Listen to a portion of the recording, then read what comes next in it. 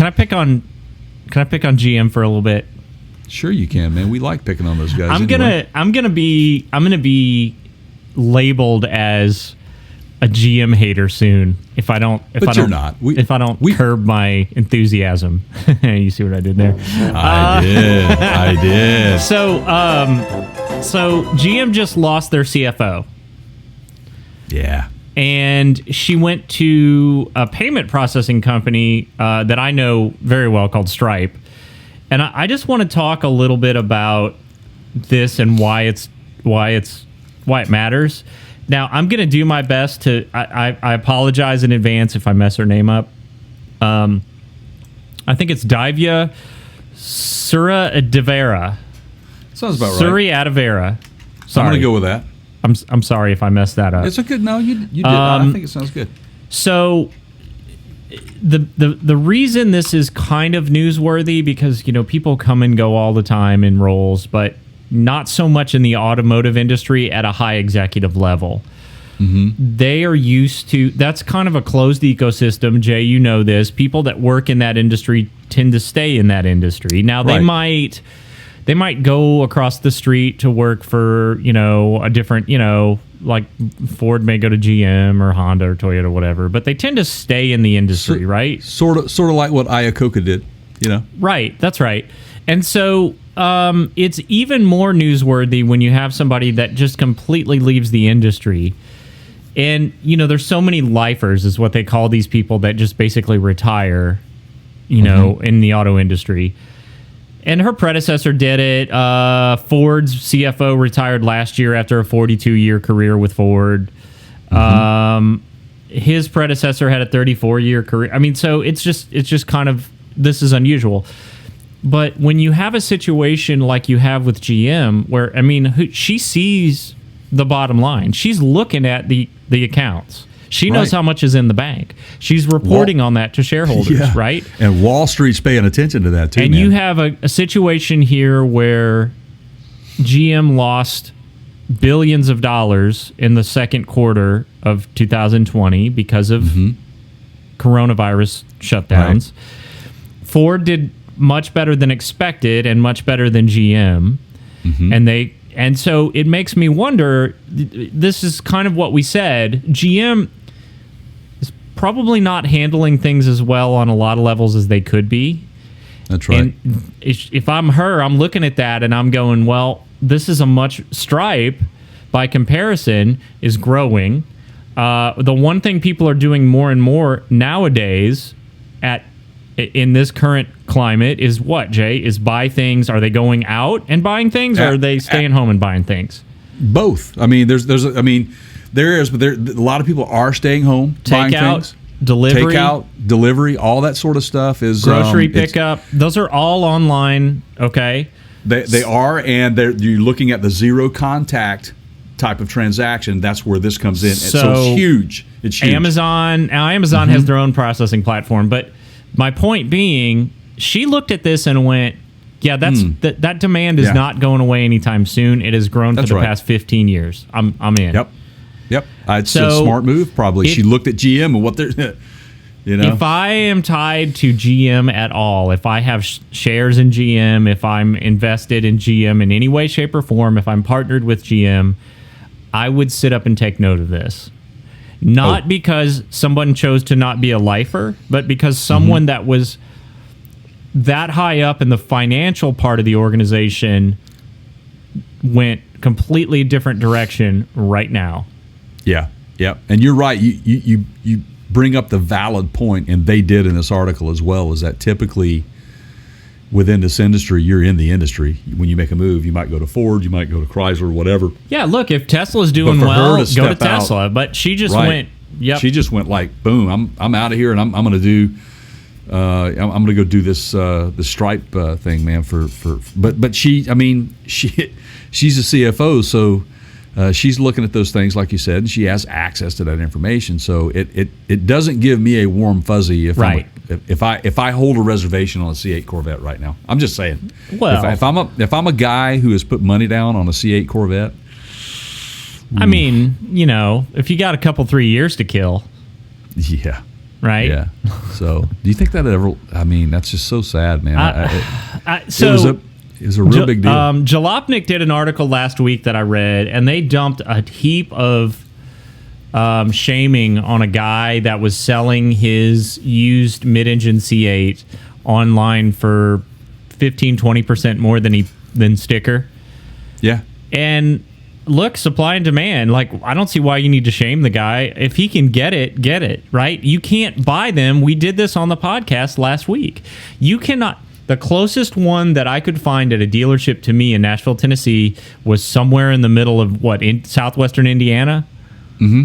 That's the closest available to purchase new Corvette. Right.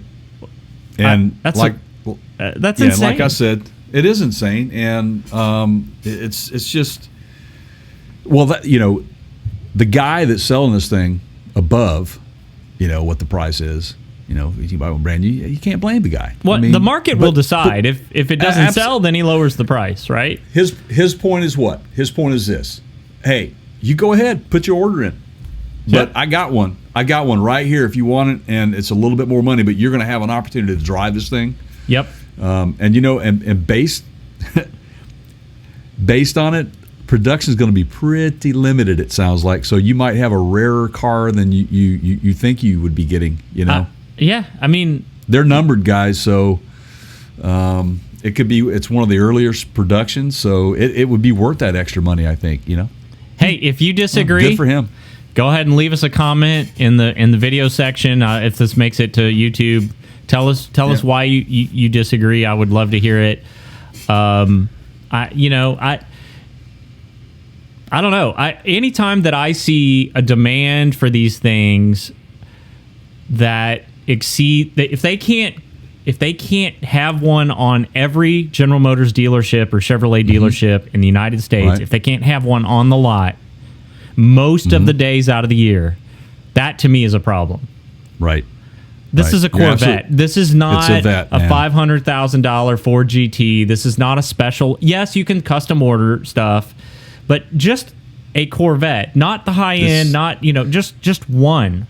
This is supposed to be an on-the-lot production vehicle that they can't even get on the lot, man, A year and a half later. A year and a half later, man. A year and a half later. So, I mean, good for them that they're selling, but bad for them that they have more people that want to buy them than they have cars available to sell.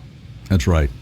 So, in this article, there's another piece in this thing that I want to bring up, and just so everyone's aware, her departure, it's effective August the 31st. So she's still with GM right now, according to this article. But they also go on to state this, and it actually kind of tears at me a little bit because I've been preaching this. I'm an advocate of retaining quality employees. And there's a growing concern in our industry about this. And even... I mean, her departure, it highlights a major concern for traditional automakers such as GM and Ford, talent acquisition and retention. As the automotive and tech sectors have collided in the past decade, and see, we told you so. I hate to say I told you so.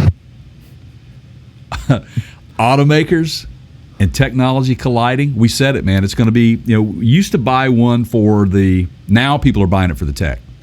A lot of cars for the tech, and automakers are seeing that. But anyway, as the automotive and tech sectors have collided in the past decade with the rise of connected electric and autonomous vehicles, the competitive landscape for top talent has increasingly become more challenging. You got to invest, man. If you're going to stay in the game, you got to invest into your employees. And I've seen some moves recently. More is changing than just buying from home. That's right. You've got not just how you purchase, but what you purchase, what's in that, how it's built. That's right. The considerations of the technological demands on what's inside of it, how you put it together. We've looked GM's buying up a bunch of. They're doing a lot of retooling. We think maybe gearing towards fewer people assembling these things. Yeah. And then that's not, now we haven't even touched like propulsion fuel source, right? Like whether Yeah. it's an EV or hydrogen, that's all changing. And That's right. there's a lot of talk that 2021 is really going to be the year of the electric vehicle. I think so. You know, in terms I of believe that. kind of our mental shift in acceptance.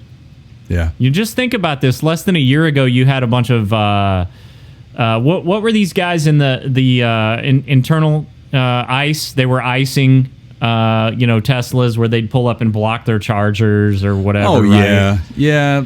And it's like that's going to be a thing of. First of all, if any of that video surfaces in 10 or 15 years, you're just going to be ridiculed for doing that. And second, the market will decide. People are going to go for what they Right. Feel like is their best fit. And Yeah, and you're gonna. That's you can't win those battles. I mean, the demand is driven by what the consumer wants, and if the consumer has been not pressured but made to realize that this is the way to go. I think if they care, that's an if they interesting care about term. the You're going to planet. see peer pressure. You're going to see positive peer. You're going to see neighbors showing up with these things, and people are going to go, well, tell me about it. Take me for a ride in it. What are you? Because what is it you said a few weeks back is you hear this a lot where people go, man, where do you charge that thing at? Right. Everywhere. Yeah, Literally everywhere. I mean, I can take you right now just in my area. I mean, into the busy areas and not so busy areas. There's several charging stations, but you go to the Walmart parking lot, man. There's several there, and yeah. I mean, it's so you can go to an RV, go to a campground there. Yeah. I mean, I would still much rather have a gasoline engine in my Bronco. But see, that's a different crowd though. If you're going off road and you're overlanding, I think you're always going to have overlanding. Overland. I think you just coined a new phrase. Ooh, overlandering.